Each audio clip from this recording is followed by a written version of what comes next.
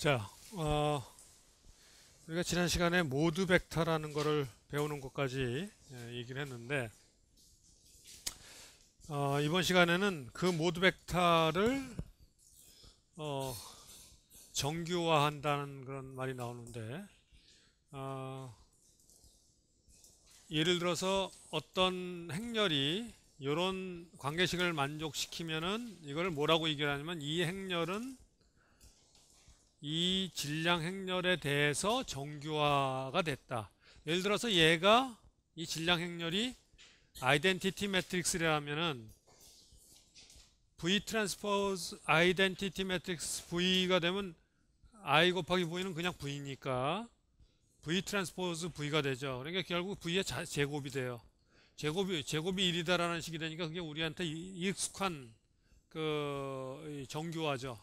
V 제곱이 1이 되는 그런 이 요소들의 제곱의 합이 2이 된다. 그러면 그게 바로 우리가 노멀라이즈 됐다. 이렇게 우리가 알고 있는 그런 저건데, 요 가운데 아이덴티티가 매트릭스가 아니라 이렇게 다른 어떤 형태의 매트릭스가 나타날 때 이 매트릭스에 대해서 이 V가 정규화됐다. 이렇게 얘기를 하는 거죠.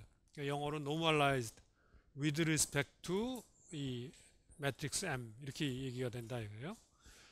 그래서 이 앞에서 우리가 그 정규화하는 그 얘기를 좀 했었는데, 이 정규화 진동 문제의 고유 벡터를 정규화해서 얻어진 이게 그러니까 예를 들어서 앞에서 우리가 모드 벡터를 배웠는데, 모드 벡터를 집어넣었을 때 그 모드 벡터의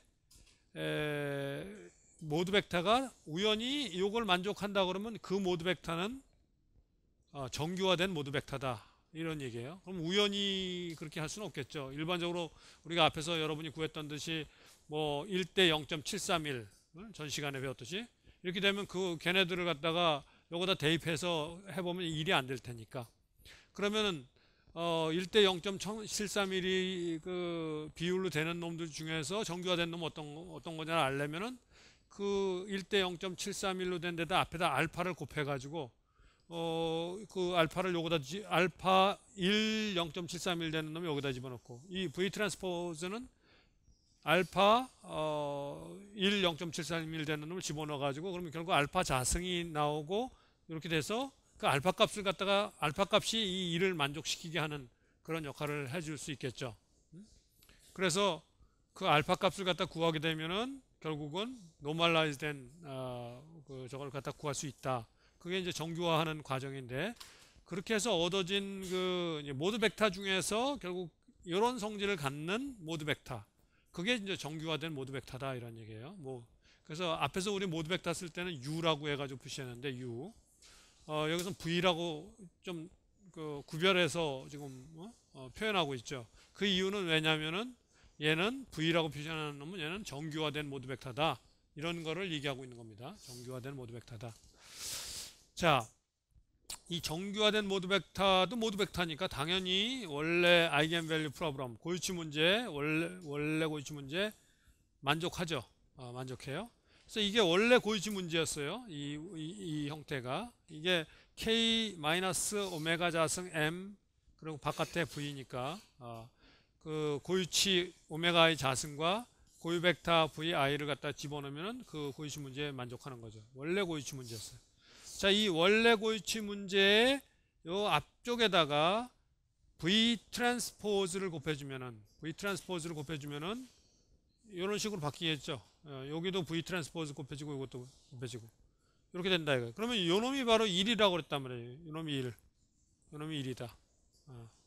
그러니까 결국 무슨 얘기가 되냐면 얘는 여기 1이니까 오메가의 자승이다. 이런 식이 얻어진다 이거죠. 얘는 오메가의 자승이다. 그래서 요 성질 때문에 나중에 이제 요게 유용한 그 모드 행렬의 성질을 갖다가 발생을 시키게 돼요. 자, 앞에서 구했던 이 정규화된 모드 벡터를 가지고 우리가 자유도가 n 자유도다. 그러면은 n 개의 모드 벡터가 구해지겠죠. 그래서 정규화된 모드 벡터가 n개 구해진다 그러면 v1서부터 vn까지가 구해집니다. v1서부터 vn까지가 구해지면은 그놈들을 쭉 그 안에다가 이게 기둥행렬들이니까 다 집어넣으면 얘가 정방행렬이 돼요. 그죠?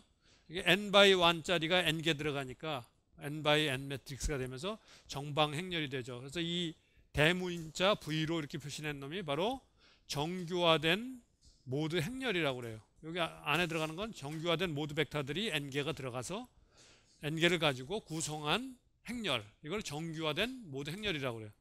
이 정규화된 모드 행렬이 굉장히 유용하게 이제 우리가 전 시간에 잠깐 얘기했지만 원래 이자유도 이상 되는 다자유도 방정식은 그 진동 방정식은 서로 연성이 돼 있다, 커플돼 있다. 그런데 그 커플된 방정식을 디커플 시킬 수 있는 그 능력을 가진 게 바로 이 정규화된 모드 행렬이에요. 이것을 이용해서 그걸 전부 n개의 커플된 방정식을 n개의 디커플된 방정식으로 바꿔버려요. 그러면 하나하나가 앞에서 배웠던 일자유도계 문제로 다 바뀌는 거죠. 그럼 그건 여태까지 푸는 방법을 다 배웠으니까 얼마든지 풀 수 있고, 그렇게 해서 풀고 나면 다시 백 트랜스폼을 시켜가지고 원래 그 피지컬 코디네이트의 리스폰스들 다 구할 수 있다. 자, 이렇게 정규화된 모드 행렬을 구하면 얘는 어떤 성질을 가지고 있냐면 이 정규화된 모드 행렬 V, 라지 V죠. 그걸 이용해서 라지 V의 트랜스포즈에다가 질량 행렬 V는 아이덴티티 매트릭스가 돼요. 이건 왜 그러냐면 이 성질 때문에 그래요. 앞에서 얘기했던 모드 벡터들 하나하나가 다 1이 되기 때문에 얘네들 중에서 얘가 정규화된 모드 벡터들로 이루어져 있는 라지 V가, 그러니까 결국은 요 안에 그 111 대각선 따라서 1111 되는 게 바로 요 조건 때문에 1111 되는 거거든요. 그래서 이런 성질을 가져요. 아이덴티티 매트릭스가 된다. 이게 정방행렬, V 트랜스포즈도 정방행렬, M도 정방행렬, V도 정방행렬, N by N 매트릭스 3개 곱한 거죠. 그래서 이게 N by N 매트릭스, 아이덴티티 매트릭스가 이렇게 구해지는 성질이 바로 요 성질 때문에 이렇게 되는 거다. 요 성질 때문에.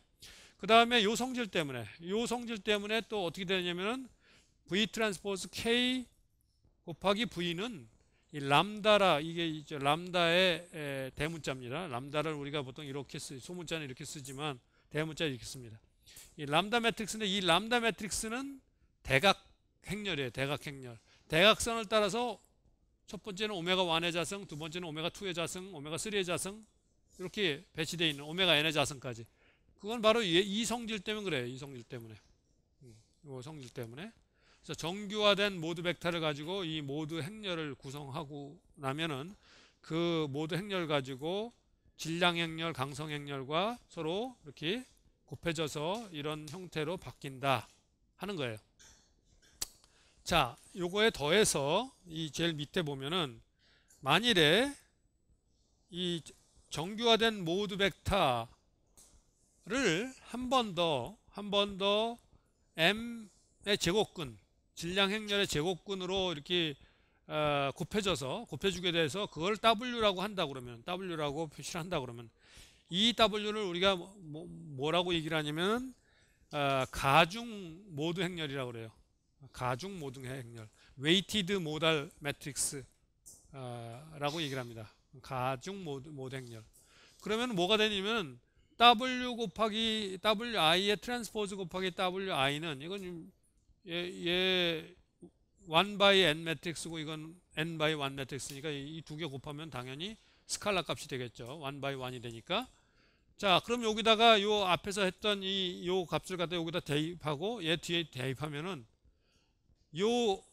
요렇게 가로 안에 트랜스포즈가 되면 어떻게 됩니까? A, B의 전체 트랜스포즈는 B의 트랜스포즈 곱하기 A의 트랜스포즈 이렇게 되죠. 여러분이 행렬에 대해서 배웠으면 기본적인 내용입니다. 그 얘기입니다. 요게 전체 트랜스포즈는 요 뒤에 있는 VI의 트랜스포즈 곱하기 요놈의 트랜스포즈 이렇게 되죠. 그러니까 결국 요 M이라는 매트릭스는 지금 M 매트릭스는 이 자체가 시메트릭한 매트릭스예요. 항상 질량 행렬이나 강성 행렬은 진동에서 시메트릭해요. 트랜스포즈하고 자기하고 똑같아요. 시메트릭하기 때문에. 그렇기 때문에 요거하고 요거 하면 여기 뒤에 m의 2분의 1승의 트랜스포즈인데 걔는 2분의 1승하고 똑같으니까 2분의 1승 곱하기 2분의 1승 하면 m이 돼버린 거죠. 그리고 앞에 vi의 트랜스포즈가 여기 있고 뒤에 vi 이렇게 되는 거죠. 이게 1이단 말이에요. 그래서 이 가중 모드 행렬의 이렇게 서로 이렇게 제곱은 1이 된다. 이런 얘기죠. 가중 모드 행렬의 제곱은 1이 된다. 가중 모드 행렬이라는 말이 여러분 교과서에 나오고 또 문제들 사이에 이 가중 모드 행렬과 관련된 문제가 종종 나오기 때문에 요거 설명을 하는 겁니다.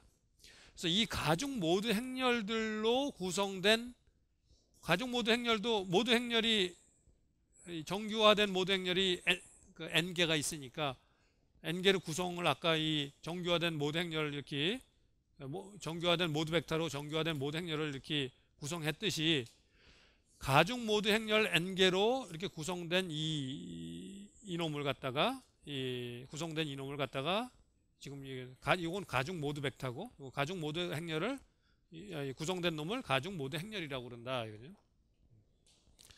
그래서 이 W는 아까 이런 성질을 가지고 있기 때문에 W 곱하기 W 1이 되기 때문에 결국 W 트랜스포즈 곱하기 W는 아이덴티티 매트릭스가 돼요.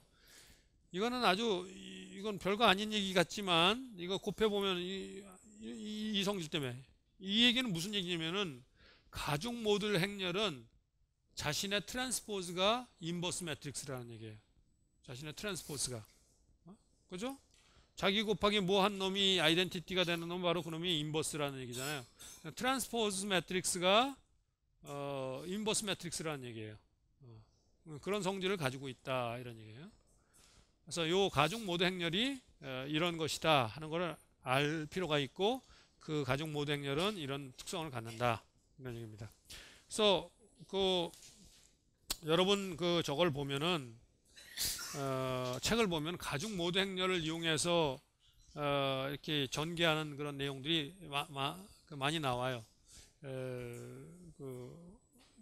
책의 저자인 다니엘 임만 교수가 그 방법을 굉장히 좋아해서 그걸 많이 쓰는데 사실은 나는 가중 모드 행렬보다 앞에 있는 그냥 정규화된 모드 행렬 써가지고 하는 그 방법을 많이 씁니다. 한 번 더 이걸 프로세스를 해야 되기 때문에 공연이 그냥 더 복잡하기만 해요. 물론 뭐 약간 그렇게 돼서 더 간단해지는 모양은 더 간단해지지만 한 번 더 트랜스폼을 해야 돼. 리니어 트랜스폼을 갖다 원래 피지컬 코디네이트 X에서 내추럴 코디네이트로 옮겨와서 그 다음에 그걸 갖다 다시 한번 가중 모드 행렬을 또 이렇게 m 2분의 1승을 곱해가지고 또 트랜스폼 해야 되기 때문에 두 번이나 트랜스폼 하는 게 좀 불편한 점이 있어서 나는 그냥 정규화된 모드 행렬 가지고 나중에 보면은 이제 모드 해석이라는 거를 하게 되는데 여러분 그 교과서의 저자인 임만 교수는 가중 모드 행렬 되게 좋아해요. 그래서 여러분 책의 연습 문제 중에도 가중 모드 행렬 관련된 그런 것들이 많이 등장하니까 그것도 알고 있어야죠.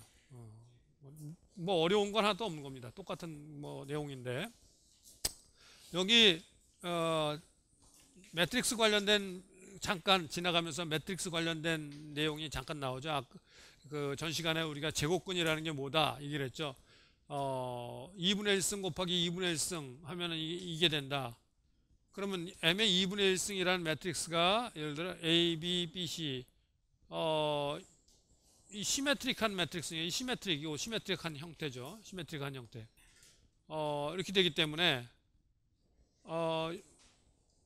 요거를 만족시키는 2분의 1승이면은 요 2분의 1승 곱하기 2분의 1승 하면 이렇게 되죠. 얘가 얘하고 같아져야 되니까 요거는 A자성 플러스 B자성은 13, B자성 플러스 C자성 8, AB 플러스 BC는 마이너스 10 해서 3개의 식이 나오고 미지수 3개고 식이 3개니까 풀려야 되죠. 단지 이거는 선형 방정식이 아니기 때문에 비선형 대수 방정식 3개 연립 방정식, 비선형 대수 연립 방정식 그래서 그냥 안 풀려요. 이거는 그냥 쉽게 풀리지는 않아요. 물론 재수가 좋으면은 쉽게 풀릴 수도 있지만 지금 여기 이게 답이다. 대입해 보면 답이라는 걸 알지만 여기서 이 답을 어떻게 구할 것인가 하는 거는 그냥은 쉽게 해석적인 방법이 없습니다. 비선형 방정식 해석적인 게 없어요. 일반적으로 어떻게 재수 좋으면 풀리기도 하고 재수 없으면 안 풀리기도 하고 아예 해가 없을 수도 있고 뭐 이렇습니다. 물론 물리적인 문제들은 다 해가 있어요. 물리적인 문제들은 물리계는 항상 실제 존재하는 것을 대상으로 하기 때문에 물리적인 것은 다 해가 있어요.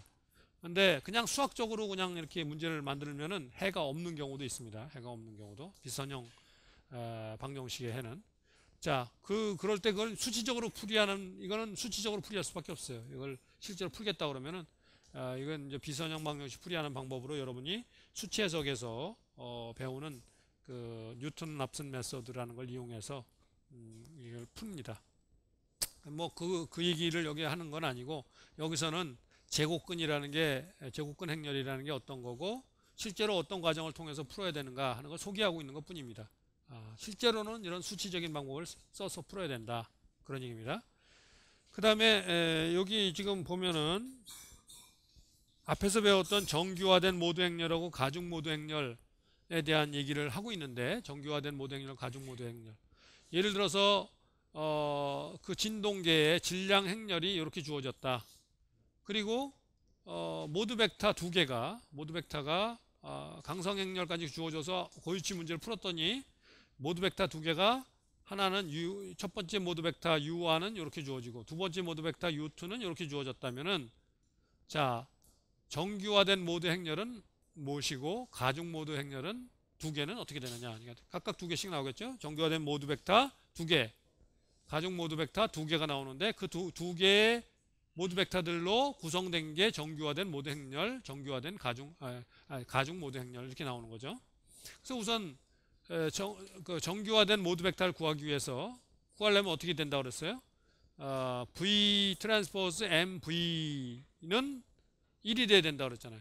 1이 돼야 된다는데 이 V라는 놈은 U하고 비례하는 그 행렬이지만 크기는 다를 수 있죠. 그래서 이 U1에다가 알파를 곱해서 여기다 대입하는 거죠. U1에다 알파를 곱해서 여기다 대입하면은 결국 이 알파를 곱한 알파 0.7311 이놈을 갖다가 여기다가 대입하면은 V1 대신에 알파 U1을 대입하고 여기다 대입하면은 결국 이런 식이 나온다 이거죠. 그럼 요 식에서부터 알파는 루트 n분의 0.628 이렇게 계산이 된다. 그럼 이 루트 n분의 0.628 곱하기 이거 한 놈이 바로 V1이에요. 그죠? 그러면 그 V1을 대입하면 이렇게 1이 되니까. 네. V2도 마찬가지죠. V2 트랜스포즈 MV2가 1이 돼야 되는데 여기다가 베타를 곱해가지고 그놈이 바로 V2니까 U2에다 베타 곱한 놈이 V2가 되면은 그걸 대입하면은 베타 자승 2.73 자승 더하기 2M 이렇게 돼서 이놈도 역시 베타 값이 이렇게 계산된다 이거죠. 그러니까 요 알파 곱하기 요거 한 놈 그놈이 V1이다 얘기고 그 다음에 베타 곱하기 요놈 한 게 바로 V2다. 그러니까 이 V1과 V2로 나란히 늘어놓은 놈이 뭐라고 그랬어요? 예, 정규화된 모드 행렬이라고 그랬죠. 이게 V1 첫 번째 0.4오고 요 두 번째 요거 이렇게 늘어놓은 놈이 요게 정규화된 모드 행렬이다. 그 다음에 이 V1에다가 아까도 얘기했지만 이 정규화된 모드 벡터 앞에다가 m의 2분의 1승을 곱한 놈이 가중 모드 벡터라고 그랬죠. 가중 모드 벡터. 그래서 m 2분의 1승 요거 2분의 1승 하는 거 쉽죠? 루트 m 루트 2m이죠. 이게 m의 2분의 1승은 다행히 대각선만 있기 때문에 이건 쉽게 제곱근 행렬 쉽게 구하죠.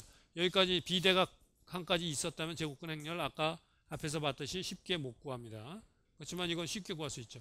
그래서 그놈을 곱해주면은 지금 여기 나온 것처럼 여기에 루트 m 루트 2m을 갖다가 곱해가지고 여기 원래 루트 n분의 1이 있으니까 그놈하고 서로 캔슬 돼가지고 가중 모드 행렬은 이렇게 구해진다. W2도 마찬가지로 여기에다가 m의 2분의 1승을 갖다 곱하게 되면은 마찬가지로 이렇게 구해진다. 그러면 W1과 W2를 나란히 늘어놓은 요 놈을 갖다가 가중 모드 행렬이라고 얘기를 한다. 이런 얘기죠. 가중 모드 행렬. 그래서 일단 이 모드 해석을 통해서 나왔던 모드 벡터와 거기서 나왔던 정교화된 모드 벡터들을 이용해서 정교화된 모드 행렬, 가중 모드 행렬을 어떻게 구하는지 행렬에 대한 얘기를 했어요. 이거를 이제 이용해서 모드 해석을 합니다. 이 과정들을. 자, 모드 해석이라는 말이 등장을 하는데, 그럼 모드 해석이라는 건 뭐냐? 모드 해석이라는 말은 그냥 처음 들었을 땐 여러분은 마음대로 생각할 수가 있는 거죠. 근데 모드 해석이라는 건 뭘 얘기하느냐면은, 지금 여기는 얘기했지만 이자유도 이상의 자유도를 가는 시스템의 진동 방정식이 원래 연성되어 있다.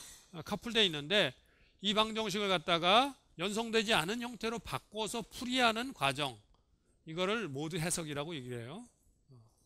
모드 해석이라는 말을 갖다 자기 마음대로 모드 해석을 예를 들어서 나 조금 더 광범위하게 따지면은 앞에 그걸 하기 위해서 모드 행렬이 필요하기 때문에 정교화된 모드 행렬이나 이런 게 필요하기 때문에 정교화된 모드 행렬 구하려면 모드 벡터를 구해야 되죠. 모드 벡터 구하려면 고유치 문제 풀어야 되고 따라서 고유치 문제 풀이하는 과정 속에서 고유진동수 구하고 모드 벡터 구하고 다 하잖아요. 그러니까 아예 그 첫 단계부터 시작해서 고유치 문제 풀어서 고유진동수 구하고 모드 벡터 구하고 그걸 이용해서 모드 행렬 구하고 정교화된 모드 행렬 구하고 그걸 이용해서 지금 이 디카플 시켜서 방정식을 일자유도 방정식으로 n개로 바꿔서 각각을 다 풀이해서 다시 피지컬 코디네이트로 다시 백 트랜스폼 시켜가지고 피지컬 코디네이트에 시간에 대한 값들을 갖다가 구한다. 그러면 진동값이 다 구해지는 거죠. 진동값이 x1, x2 이런 것들이 다 구해지는 거니까 시간에 대해서 미분 방정식 풀리는 거예요. 그래서 그 고유진동수와 고유 벡터 구하는 단계에서부터 그 리스판스 x1, x2, x 해가지고 xn까지의 시간에 대한 함수까지 아예 미분 방정식 다 풀이해서 다 구하는 그 과정 전 과정을 모드 해석이라고 얘기를 할 수도 있는 거예요. 모드 해석이라고 전 과정을 진동 시스템으로 주어지면 그게 다 가능하다. 그 과정 속에서 핵심 역할을 하는 게 바로 여러분이 금세 배운 모드 행렬이에요. 정교화된 모드 행렬. 그걸 가지고 이걸 디카플을 다 시킬 수 있기 때문에. 자, 그럼 어떻게 그렇게 하느냐 하는 얘기가 이제 여기서부터 이제 등장하려고 그러는데, 여기 지금 보면은 앞에 가중 모드 행렬을 이용한 모드 해석을 먼저 이 임만 교수가 좋아하는 방법입니다. 자, 이게 원래 그 진동 방정식이죠. 외부 가진이 없을 때 자유진동 n자유도 진동계의 자유진동 방정식이에요. 얘가. 그런데 앞에서 보여줬듯이 이 피지컬 코디네이트를 갖다가 피지컬 코디네이트를 이렇게 이런 트랜스포머를 통해서 바꾸게 되면 이렇게 된다고 앞에서 얘기를 했었습니다. 이렇게 이런 형태로 바꾸게 된다 하고 요거는 앞에서 얘기했던 겁니다. 그러니까 중간중간에 보다 보면은 여러분 이 수업을 가다 보면은 앞에서 한 얘기를 근거로 해서 뭔가 다음이 전개되는 경우가 종종 등장해요. 그래서 여러분이 그래서 예습 복습을 잘 하거나 아니면 여러분이 머리가 좋거나 둘 중에 하나예요. 머리가 아주 좋아서 예습 복습 안 해도 나는 다 기억한다. 그럼 상관없습니다. 상관없어요. 보통은 그런 사람이 별로 없어요. 그리고 그런 사람일지라도 한번 예습 복습을 하게 되면 훨씬 더 이해가 깊어지고 쉽게 학습을 할 수 있는 거죠. 그러니까 반드시 예습 복습하면서 따라오라는 얘기입니다. 여러분들 중에 혹시 요새 공부 안 하고 있는 사람들이 있을 텐데 이 얘기를 내가 지금 요구하면은 뭔가 어렴풋이 그런 얘기를 했었던 것 같기도 하다 이렇게 생각이 되고, 여기서 느닷없이 그 다음에 이제 이쪽으로 넘어가니까 이게 궁금해지고 이게 이해가 잘 안 되는 앞에서 안 한 상태에서 이거 얘기로 막 넘어가 버리니까 어려울 수가 있어요. 그러니까 앞에서 배운 거에 항상 스텝 바이 스텝으로 나가기 때문에 하나씩 하나씩 잘 다져가면서 쫓아와야 됩니다. 특히 역학 공부는 그게 아주 중요합니다. 이건 뭐 계속 쌓여가면서 이렇게 가기 때문에 밑에서부터 차근차근 다지면서 올라가지 않으면은 멀리 갈 수가 없어요. 그리고 조금만 가다 보면 무슨 소리인지 모르겠다 이렇게 돼버리고. 그래서 제일 쉬운 방법이 여러분한테 제시하는 예습하고 복습하고 하는 그것대로, 그리고 한번 배울 때 잘 배워놓는 거예요. 그러면 평생 편하게. 그리고 이 역학은 어려운 학문이 되나서 다른 사람들이 쉽게 그렇게 들어오지는 못하는 분야예요. 쉽게. 그렇기 때문에 굉장히 가치가 있다. 가치가 있는. 열심히 할 가치가 있는 거예요. 배울 때 열심히 해놓으세요. 나중에 혼자서 막 끙끙대지 말고. 자, 그래서 여기다가 이렇게 돼서 이때 요 K 틸다라는 건 이런 거였다 하면서 얘기를 했는데, 자, 가중 모드 행렬을 이용하면 여기서 한 번 트랜스폼한 이 Q를 한 번 더 트랜스폼 한다고 그랬죠. WR이라는 걸로. 여기서 원래 피지컬 코디네이터를 Q라는, 이건 피직스하고는 상관없는 어떤 순전히 매스매티컬한 어떤 코디네이터로 트랜스폼을 한번 시킨 건데, 그렇게 트랜스폼된 Q라는 그 값을 갖다 다시 한번 또 R이라는 그런 코디네이터로 다시 한번 트랜스폼 해버리는 거예요. W라는 건 여기서 우리가 만일에 가중 모드 행렬을 갖다 여기서부터 구했다면은 모두 앞에서 했던 그 고유치 문제 풀어가지고 모드 벡터 구하고 또 정규화 시키고 그 다음에 그걸 가지고 m2분의 1승을 곱해가지고 가중 모드 행렬 구하는 그 과정을 따라서 W를 구하면 되죠. 그렇게 해서 구한 W를 구한 게 있다면 이 W 가지고 이 Q서부터 R이라는 코디네이터를 간다 이거죠. 그러면 이 놈을 여기다 대입하게 되면 어떻게 되느냐? 여기다 대입하면 WR이 여기 앞에 곱해지고 Q 더블 다시라는 게 뭐냐면 WR 더블 다시 되죠. 여기 두 번 미분하는 건 요거 두 번. W는 그냥 시간의 함수가 아니니까. W는 시간의 함수가 아니죠. 가중 모드 행렬을 앞에서 봤지만 시간의 함수가 아니에요. R만 더블 저거죠. 그 뒤에 있는 놈도 마찬가지로 K 틸다에다가 WR 이렇게 되는 거죠. 그 앞에다가 W 트랜스포즈를 곱해주면은 그렇게 한다. 그럼 W 트랜스포즈 곱하기 W 나오고 W 트랜스포즈 곱하기 K 틸다 곱하기 W 이렇게 나온다 이거죠. 그러면은 요 놈은 아까 뭐라고 그랬어요? 이게 아이덴티티 매트릭스라고 그랬죠. 이렇게 돼버리고 요 놈이 뭐가 되느냐? 요게 그 앞에 그 성질이 있었는데 이게 이 람다 매트릭스가 된다 이거죠. 대각선만 있는. 그래서 여기 이 식을 보면은 완전히 디카플된 걸 볼 수 있죠. 이게 비대각선이 하나도 없잖아요, 전부. 그러니까 이게 R에 대해서 R1에 대한 2차 방정식, R2에 대한 2차 방정식, R3에 대한 2차 방정식, Rn에 대한 2차 방정식까지 n개의 2차 방정식, 미분 방정식이 나오는데 걔네들이 다 디카플되어 있어요. 연성이 하나도 안 돼 있죠. 왜? 대각선만 있으니까 매트릭스들이. 그래서 R1서부터 Rn까지 1차 방정, 그러니까 2차 방정식 n개를 갖다가 각각 풀어서 그걸 구하게 되면은 그 놈을 여기다 대입하면은 Q가 구해지죠. W 알고 있는 거니까. 그 다음에 이 Q를 갖다가 또 여기다 대입하면은 X가 구해지죠. 그리고 연쇄적으로 구해진다 이거죠. 그래서 이 가중 모드 행렬을 이용해서 이렇게 풀 수 있다. 가중 모드 행렬을 이용한 모드 해석법이에요. 모드 해석법.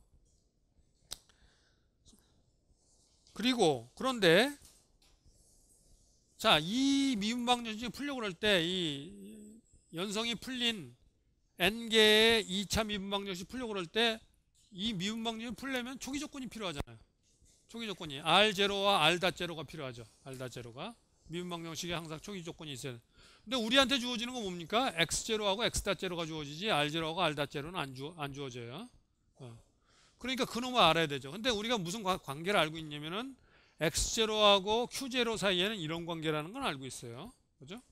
당연히 Q.0하고 X.0도 이런 관계죠.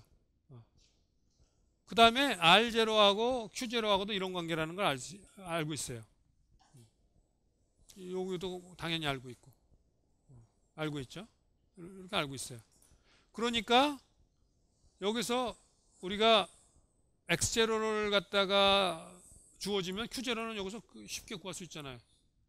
그 다음에 Q0를 여기다 주어지면 거기다가 쉽게 이걸 구할 수 있고. 그죠? 그래서 이렇게 해서 초기 조건 다 구할 수 있다. 이거예요. 초기 조건. 그 초기 조건 가지고 R0가 R.0 가지고 RT를 구하면은 R1T부터 RNT까지를 구하게 되면 그놈 가지고 여기다 대입해서 Q1T부터 QNT까지 구해지고 그러면 다시 위에다 대입하면 X1T부터 XNT까지 다 풀릴 수 있다 이런 얘기죠. 자, 지금 이 문제는 이거 푼 거는 지금 뭘 풀었냐면은 비제차 미방, 외부 가진이 없는 자유진동에 대한 프리 리스판스를 구한 거예요. 엔자이도 시스템의 프리 리스판스를 시간에 대해서 구하는 과정을 바로 가중 모드 행렬을 이용해서 구하는 걸 갖다가 얘기를 했어요. 그런데 여기 얘기한 이 방법은 내가 좋아하는 방법이라고 그랬죠. 이거는 두 번 안 하고 정규화된 모드.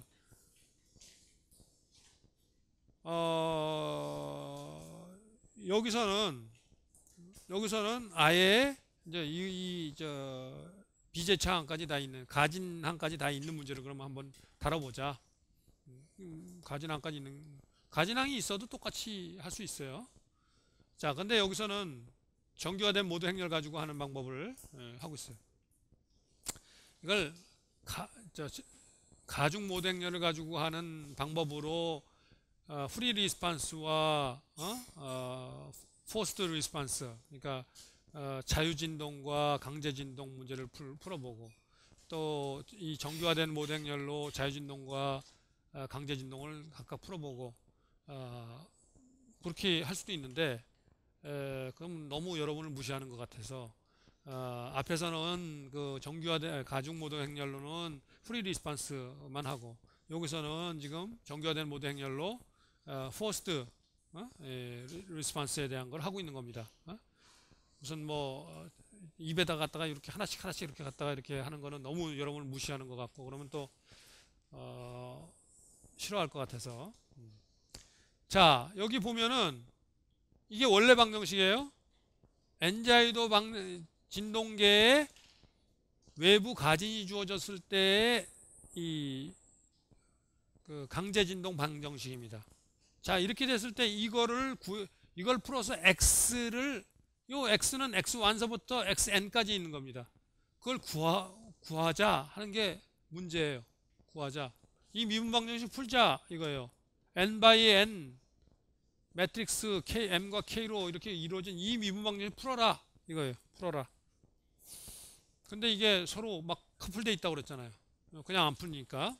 자, 그래서 이걸 풀기 위해서 어떻게 하냐면 x를 갖다가 바로 앞에서 구했던 정규화된 모드 행렬 v를 이용해서 r이라는 내처럴 코디네이트로 변환을 합니다. 이 변환을 한 번만 해요. 앞에서는 두 번 했었죠. 이건 한 번만 해요. 그래서 얘를 갖다가 여기다가 갖다 대입하면은 뭐가 되냐면 x 더블 닷은 vr 더블 닷이니까 vr 더블 닷, 이것도 vr 이게 되죠. 그리고 그 방정식의 앞에다가 전부 다 v 트랜스포즈를 곱해주면은 어떻게 되냐면 이런 방정식이 얻어진다 이거죠. v 트랜스포즈에다 요게 바로 요거 대입해서 얻어진 식이고, 요게 바로 여기다가 x 대신에 요거 대입해서 얻어진 식이잖아요. 그 요쪽에도 v 트랜스포즈 곱해줘야 되니까 v 트랜스포즈 ft 이렇게 되는 거예요. 근데 앞에서 뭐라고 그랬어요? 정규화된 모드 행렬의 특징이 요놈이 뭐가 된다? 아이덴티티 매트릭스가 된다 그랬죠. 요놈이 뭐가 된다? 람다 매트릭스가 된다 그랬어요. 요게. 그래서 요렇게 바로 된다 이거죠. 요 식은 v 요거 알고 있으니까 요거에다가 요거 곱한 걸 gt라고 하자 이거. 바로 디카플된 n개의 2차 방정식이 바로 구해지고 요걸 풀면 되는 거죠. 이걸 풀면 되는 거죠. 자, 물론 요걸 풀려면은 뭐가 필요하냐? R0와 R.0가 필요하다 그랬죠. R0, R.0. 여기서 말이죠. X0는 VR0고 X.0는 VR.0예요. 그런데 X0하고 X.0를 하는데 우리가 R0하고 R.0가 필요하잖아요. 그럼 여러분 쉽게 생각할 때, 그러면 양변에다가 V 인버스를 곱해주면은 R0는 V 인버스 X0 이렇게 구해지지 않냐 라고 쉽게 생각할 수 있죠. 한 가지 주의해야 될 거는 여러분이 매트릭스를 다룰 때는 인버스는 굉장히 피해야 되는 거예요. 인버스 오퍼레이션은 굉장히 위험한 겁니다. 위험해요. 인버스 오퍼레이션 시간도 많이 걸리고 되게 안 좋은 거예요. 될 수 있으면 인버스는 안 하는 게 좋아요. 그럼 안 하고 어떻게 구하느냐 이거죠. 안 하고 어떻게 구하냐면 그 앞에다가 V 트랜스포즈 M을 곱해요. 여기도 V 트랜스포즈 M을 곱하고 V 트랜스포즈 M을 곱하면 이렇게 이 식이 구해지는 거예요. V 트랜스포즈 M 곱하기 X는 V 트랜스포즈 M 곱하기 V는 뭐예요? 아이덴티티 매트릭스죠. 그러니까 이게 R이 돼버리는 거예요. 이게 R이. 그래서 R0는 V 트랜스포즈 M의 X0 이렇게 되는 거예요. 그래서 인버스 안 하고 트랜스포즈는 쉽죠. 인버스는 뭐 무지하게 어렵지만 트랜스포즈는 쉬워요. X0 가지고 R0 구할 수 있다 이거예요. 그 얘기입니다. 여기서 똑같이 R0도 이렇게 해서 구할 수 있다 이런 얘기죠. 그래서 이 문제를 다 풀고 나면은 R1T부터 RNT까지가 구해지니까 그럼 여기다 대입하면 X1T부터 XNT까지가 구해지는 거잖아요. 그죠? 그래서 강제진동 N자유도 강제진동 방정식의 애널리티컬 솔루션을 여러분은 구하는 방법을 지금 배운 겁니다. 해석적인 해를 구하는 거예요.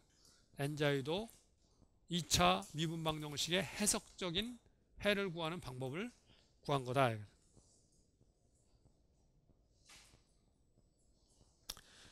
금세 우리가 이 방정식을 보면은 앞에서 했던 방정식에서는 이 질량 행렬이 디카플 돼 있었어요. 질량 행렬이 대각 행렬이었어요. 근데 일반적으로 우리가 그 진동계를 방정식을 구하다 보면은 질량 행렬과 강성 행렬이 항상 시메트릭한 거는 항상 그렇지만 물리계에서 진동계는 그러나 질량 행렬이 꼭 대각 행렬이 되지 않아요. 비대각형 그 값들도 0이 아닌 그런 형태가 나타날 수가 있어요. 강성행렬도 물론 그렇고.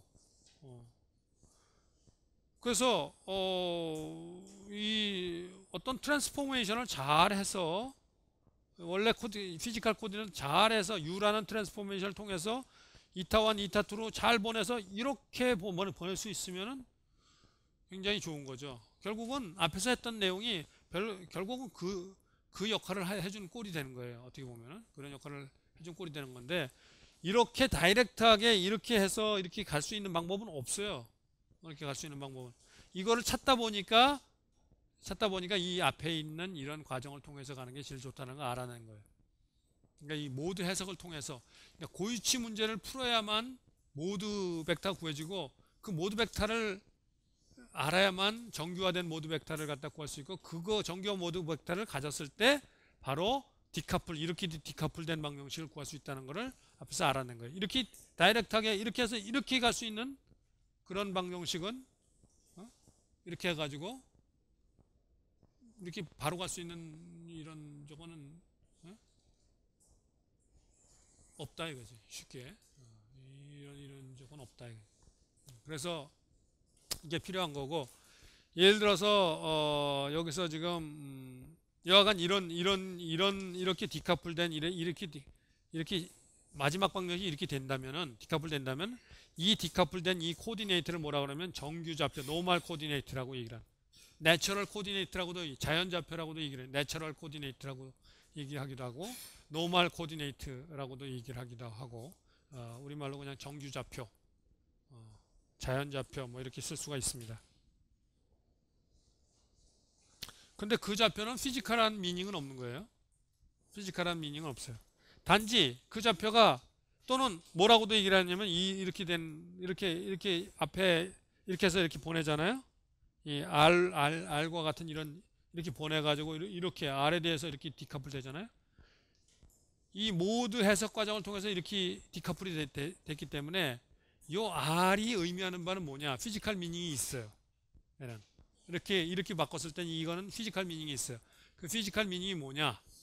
R1, R2, R3 얘네들이 뭐냐면 첫 번째 모드 벡터가 피지컬 리스폰스에 미치는 영향이 R1이에요. R2는 두 번째 모드 벡터가 피지컬 리스폰스에 미치는 영향이에요. 그래서 이 코디네이트를 뭐라고도 부르냐면 모달 코디네이트라고 얘기해요. 모달 코디네이트. 모드 좌표라는 말도 써요. 모드 좌표. 이 모드 좌표는 결국 그 프리퀀시 성분이 첫 번째 프리퀀시 성분이 얼마나 이 지금 리스폰스에 영향을 미치고 있느냐. 그러니까 첫 번째 R1이에요.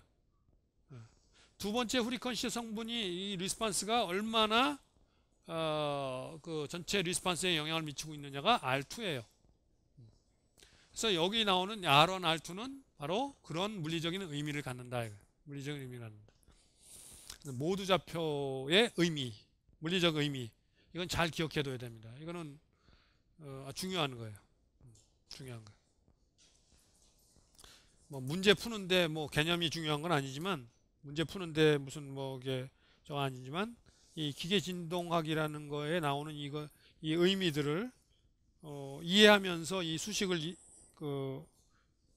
이해하는 데는 아주 중요한 내용입니다. 자, 앞에서 나왔듯이 질량 행렬도 커플될 수 있고 강성 행렬도 커플될 수 있다고 그러는데 우리가 앞에서는 저 일자유도 문제 다룰 때는 뭐 이렇게 스프링에다가 질량 하나 달린 것만 했는데 이 이제 일자유도 이상이 되면은 뭐 스프링도 두 개가 될 수도 있고 한 개가 될 수도 있고 세 개가 될 수도 있고 그렇다고 그랬죠. 또 이제 이런 식으로 병진 운동하는 것만 다루는 게 아니라 이렇게 이런 식으로 회전 운동하는 경우도 다룹니다. 회전 운동하는 경우도.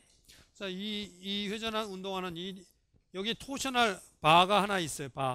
바는 이렇게 토션을 받죠. 바는 이렇게 토션을 받는 걸 갖다가 우리가 보통 바라고 얘기를 하고 우리가 같이 이렇게 막대기 하나 놓고 나서 이걸 갖다 어떨 땐 빔이라고도 얘기를 하고 빔은 밴딩이 주로 우리가 관심이 초점일 때는 굽힘이 초점일 때는 우리가 그걸 빔이라고 얘기를 하고 보라고 얘기를 하고 바라고 얘기할 때는 이렇게 바 또는 샤프트라고 얘기할 때는 이게 토션이 우리 그 디포메이션의 가장 중요한 우리가 보고자 하는 걸 때는 우리가 바라 또는 샤프트라고 얘기를 하고 로드라고 ROD라고 얘기를 할 때는 이거는 이 익스텐션 쪽 이렇게 잡아당기는 쪽으로 우리의 관심이 인장 변형이 주로 초점일 때는 로드라고 얘기를 합니다. 로드라고. 그래서 그거에 따라서 다 다르죠. 용어가 조금씩 다 다릅니다. 그래서 보통은 이쪽 토션 쪽은 샤프트라는 말을 많이 쓰고 바라는 말보다도 샤프트라는 말을 많이 써서 우리 말로 축진동 그러면 이건 토션과 관련된 겁니다. 이게 축진동 토션과 관련된 거죠. 그다음에 이쪽에 막대 진동 이렇게 얘기하면 이제 로드 그러면 막대 이건 인장 방향의 진동 보호의 진동 그러면 이거는 밴딩 방향에 이렇게 휘면서 이렇게 진동하는 거 이렇게 얘기를 합니다. 그러니까 그 용어도 여러분이 각각 똑같은 얘기 우리말로 하면 그냥 막대에 대한 얘기처럼 보이지만 막대가 이렇게 굽힌 방향으로 휠 때는 보라고 얘기를 하고 이쪽으로 인장으로 할 때는 보통 막대라고 얘기를 하지만 또 이렇게 토션으로 할 때는 또 축이라고 하고 뭐 이런 식이다. 일종의 축진동 문제죠.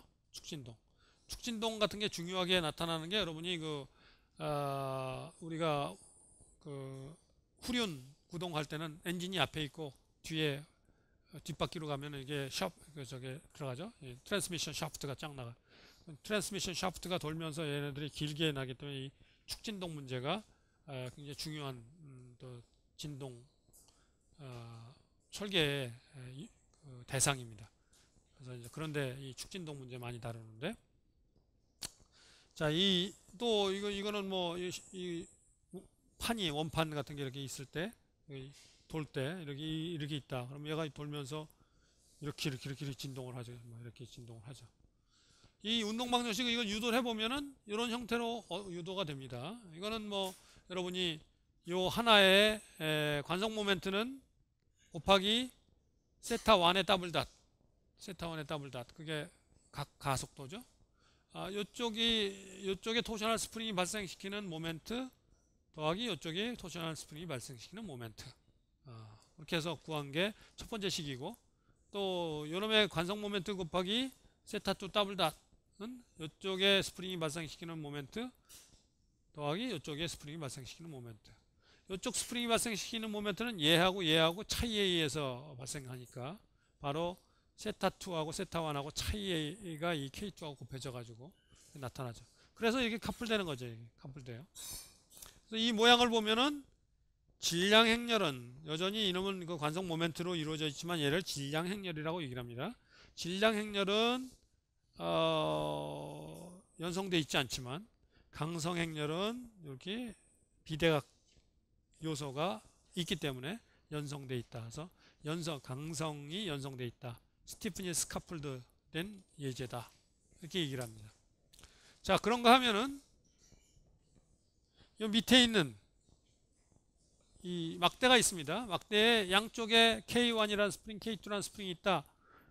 이렇게 돼서 이 막대가 얘는 리지드한 막대예요. 그럼 얘가 이렇게 위아래로 진동할 수도 있고 얘가 이렇게 돌 수도 있죠. 이렇게 돌 수도 있어요. 그죠? 진동하면서 이쪽에 디스플레이스먼트하고 이쪽하고 다르면 얘가 이렇게 돌잖아요. 그래서 얘는 이자유도 얘도 진동 문제예요. 이자유도. 그래서 얘의 운동 방식은 이쪽 Y와 세타, 이 막대가 돌아가는 세타에 대한 방정식으로 유도를 해서 Y가 아니라 여기서는 XC라고 얘기를 했네요. 여기 이렇게 XC는 어디냐면은 XC가 어디냐면은 요 일라스틱 센터, 즉 여기서부터 여기까지 중에 어떤 포인트인데 고개를 딱 눌렀을 때 얘가 똑바로 이렇게 내려가는, 똑바로 이렇게 휘지 않고 내려가는데 를 얘기합니다. 매스 센터가 아니에요. 일라스틱 센터는. 매스 센터는 이게 호모지니어스한 반면이 가운데겠죠. 가운데를 누르면 얘 K1하고 K2가 같으면 똑같이 내려가겠지만 다르면 얘가 이렇게 돌아갈 거 아니에요. 그죠? 그런데 얘가 다르더라도 어딘가 어떤 점은 여기가 세고 여기가 약하다 그러면은 이쪽이 어디를 눌러야 될 테고, 이쪽이 약하고 이쪽이 세다 그러면 이쪽을 이렇게 눌러서 어딘가를 누르면 얘가 똑바로 이렇게 내려가는 데가 있죠. 거기가 바로 일라스틱 센터예요. 즉 L3 곱하기 뭐 이쪽에 힘 곱하기 한 게 L4 곱하기 이쪽에 힘 같아지는 그런 적이죠. 자, 그 일라스틱 센터에서의 이쪽으로 내려가는 그 디스플레이스먼트를 XC라고 했을 때 그 XC로 잡고 운동 방정식을 구하게 되면은 좌표를 두 개를 잡는 거죠. 이자유도 시스템이니까 좌표를 갖다가 잡는 방법은 세타하고 다른 여기 자기 질량 중심에서의 디스플레이스먼트를 잡을 수도 있고, 이거 일라스틱 센터에서의 디스플레이스먼트를 잡을 수도 있고, 근데 일라스틱 센터에서의 디스플레이스먼트를 이렇게 잡아서 방정식을 유도해 봤더니 이렇게 된다 이거. 이렇게 하니까 이거 보면은 강성에 대해서 디커플 돼 있죠. 질량에 대해서 커플 돼 있어요. 그래서 좌표계를 어떻게 잡느냐에 따라서 그 운동 방정식이 이렇게 바뀔 수가 있다 하는 얘기입니다. 운동 방정식이 달라질 수가 있다.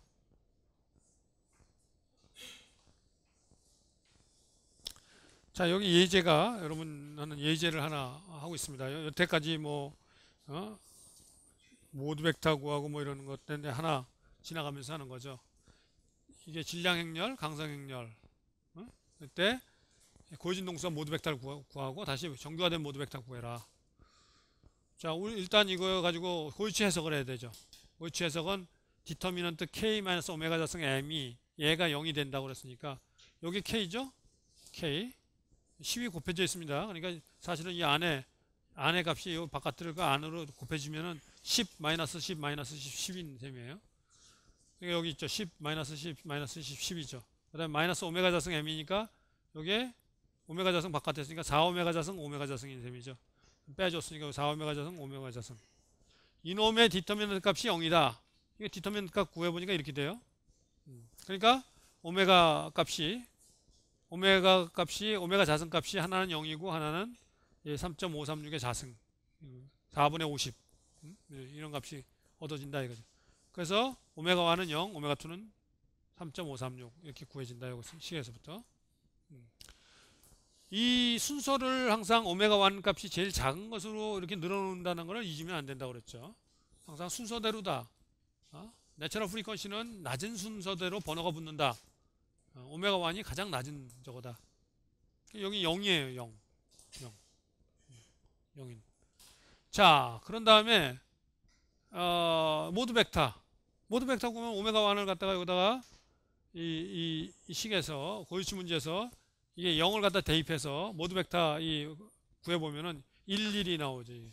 여기다가 이 고유치 문제죠. 이 고유치 문제에다가 오메가 대신에 0을 대입해서 구해보면은 KU는 0인 식이 되잖아요. K는 U는 0. 이 K였잖아요. 1 곱하기 X1 마이너스 1 곱하기 X2는 0이 되는 경우는 X1, X2가 1, 1이면 되잖아요. 1, 1이면. 그죠? 그래서 이게 1, 1이 첫 번째 모드 벡터인 거예요. 두 번째 모드 벡터는 오메가 2를 대입해서 이 식에다 오메가 2를 대입해서 그 두 요소의 비율을 구하는 건데 그 구해보니까 1 마이너스 4가 구해지더라. 이런 얘기죠. 이거 구하는 거는 여기다 대입해서 다 해야 됩니다. 이건 암산으로 되는 게 아니에요. 내가 1 마이너스 4 하고 넘어가니까 이거 뭔가 쉽게 되는 건데 나만 모르고 있는 거 아닌가 생각할 필요 없어요. 이건 여기다 대입해서 구한 겁니다. 자, 그래서 이제 모드 벡터 두 개를 구했어요. 그러면 이 모드 벡터를 가지고 정규화된 모드 벡터를 구하려면은 어떻게 해야 된다고 그랬어요? 정규화된 모드 벡터가 V1이라면 알파 곱하기 U1 한 이놈을 갖다가 여기다 대입했을 때 1이 되게 만드는 알파 값을 구해야 되고, 또 베타 곱하기 U2 하는 걸 여기다 대입해서 또 구해서 구한 게 또 그 식에서부터 구해진 게 베타 값을 구해야 된다고 그랬죠. 그렇게 각각 구하면은 알파와 베타가 각각 루트 5분의 1, 루트 20분의 1 이렇게 구해진다 이거죠. 결국 루트 5분의 1, 1 한 게 바로 V1이고, 루트 20분의 1, 1 마이너스 4 한 놈이 V2라는 얘기죠. V2. 그놈들이 두 개가 각각 정규화된 모드 벡터다 이런 얘기죠. 그렇게 구한다 이거죠. 그래서 정규화된 모드 벡터, 모드 해석하는 과정 이런 것들이 지금 다 나온 겁니다.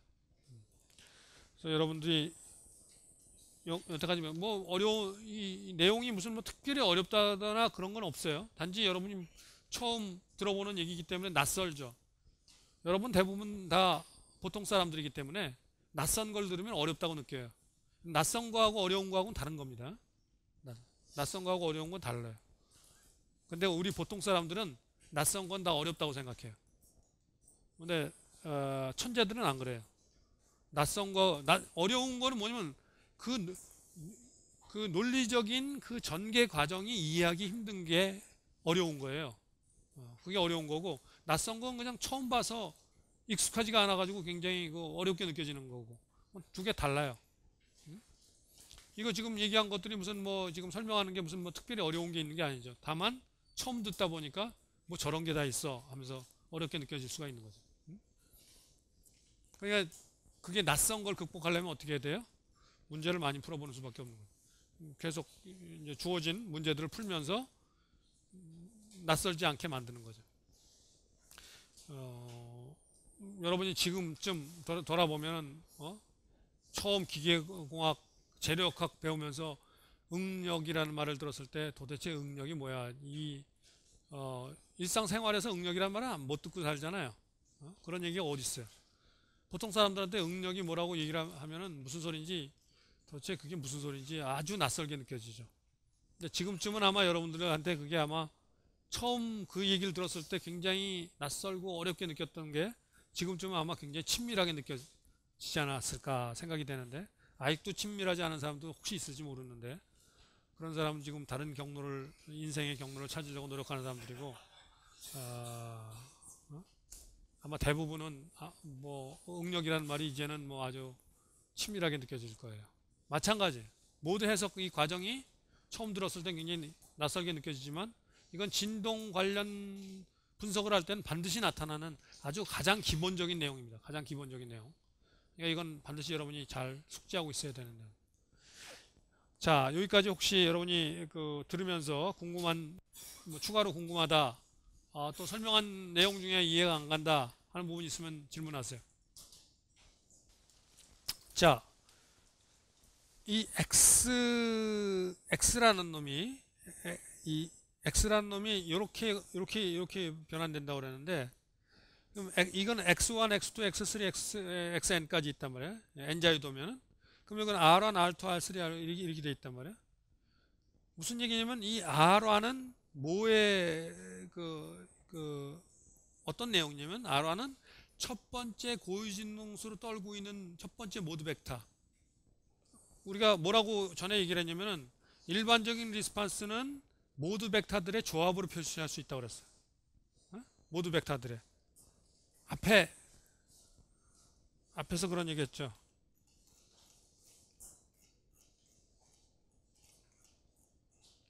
그 자유진동 이거 얘기하면서, 그죠? 얘기하면서 이게 첫 번째 모드 벡터고, 이게 두 번째 모드 벡터, 첫 번째 모드 벡터는 첫 번째 고인동수 떨고 있고, 두 번째 모드 벡터는 이 두 번째 이걸로 하고 있는데, 일반적인 리스판스는 이거에 곱하기 C1, 이거 곱하기 C2라고 그랬잖아. 어? 근데 바로 아까 얘기한 그 R1, R2가 바로 뭐냐면 요놈이다. 이거 요놈 두 개. R1, R2가 일반적으로 바깥으로 막 흔들어줬을 때 C1, C2가 시간에 대해서 막 변하는 꼴이 되는 거예요. 그게 두 개가 요게 컨비네이션이 돼서 요놈을 형성한다. 이거. 요 첫 번째 고진동수의 모두 요거의 성분. 그게 요게 C1, C2가 바로 R1, R2가 된다. 이런 얘기. 시간에 대해서 막 변하는 거죠. 성분이. 그런 얘기예요. 여기서는 안 변하지. 여기서는 C1, C2가 안 변해. 왜? 자유진동 문제니까. 자유진동 문제니까 초기 조건이 주어지면 C1, C2가 여기 딱 결정돼 버려. 안 변해. 그런데 강제진동일 때는 이놈이 막 바깥에 흔들어 주니까 첫 번째 고진동수에 더 많은 성분을 갖게 흔들어 주다가 두 번째 고진동수에 더 가깝게 흔들어 주다가 그럴 수 있잖아요. 얼마든지. 그거에 따라서 이 C1, C2가 시간에 대한 함수를 변한다. 그게 바로 R1T, R2T예요. R1, R2가 시간에 대한 함수가 된다. 이해가 됐나? 또 다른 질문.